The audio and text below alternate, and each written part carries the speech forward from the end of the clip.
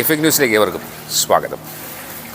വക്കീൽ പൈസ കൊടുത്തെന്ന് പറയുന്നത് കൊല ചെയ്യപ്പെട്ട ആളുടെ വേണ്ടിയിട്ട് വക്കീൽ പ്രോസിക്യൂട്ടറാണ്, ഗവൺമെന്റ് പ്രോസിക്യൂട്ടർ. അപ്പൊ കള്ളമാണ്, പണം കമത്തിയതാണ്.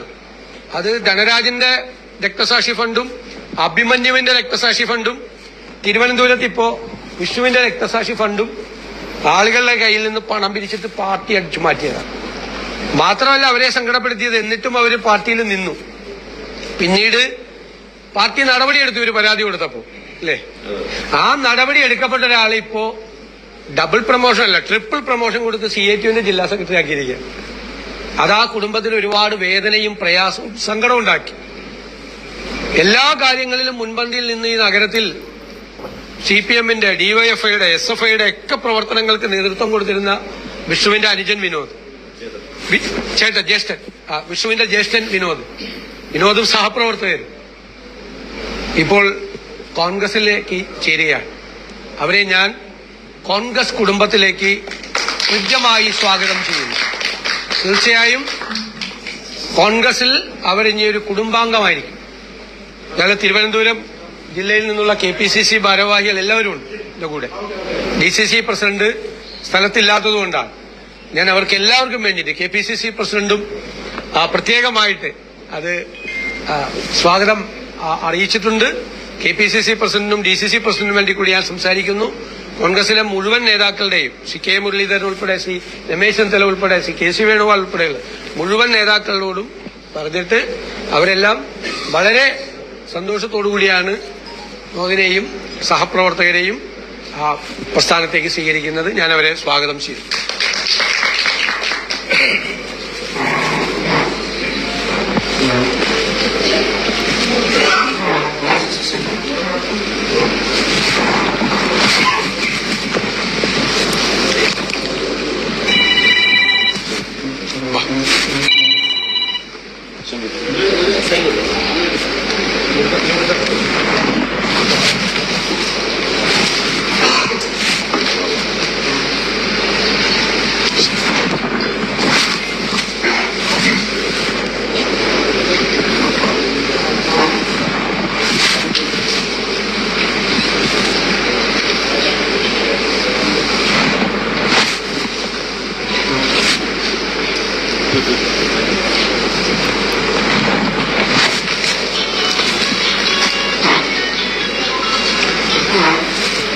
സംസാരിക്കണ്ട,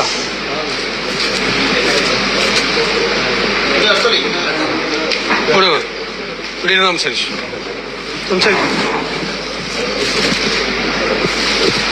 ഇവിടെ നിന്ന് പറഞ്ഞാൽ മതി.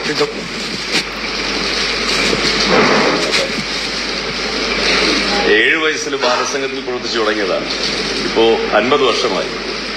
ശരിക്കും ഒരുപാട് ദുരനുഭവങ്ങൾ ഉണ്ടായിട്ടുണ്ടെങ്കിലും ഇപ്പോ ഈ കഴിഞ്ഞ കാലങ്ങളിൽ നടന്ന നിരവധി കാര്യങ്ങളുണ്ട്.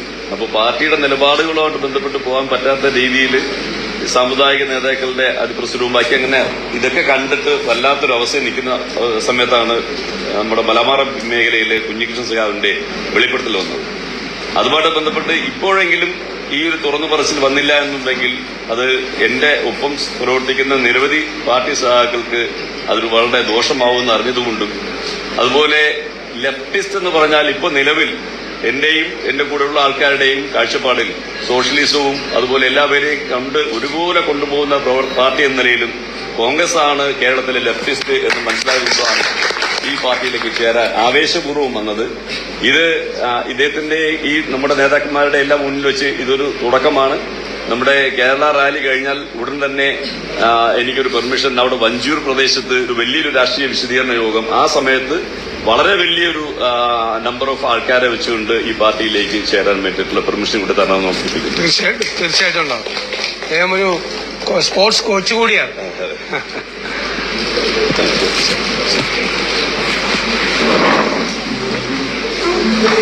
ശരിയാ പോകും. എന്ത് ചെയ്യുന്നു? കാർപ്പറ്റിന്റെ പണി. പുതിയ വാർത്തകളും വിശേഷങ്ങളുമായി വീണ്ടും കാണാം. അതുവരെ ഏവർക്കും നന്ദി, നമസ്കാരം.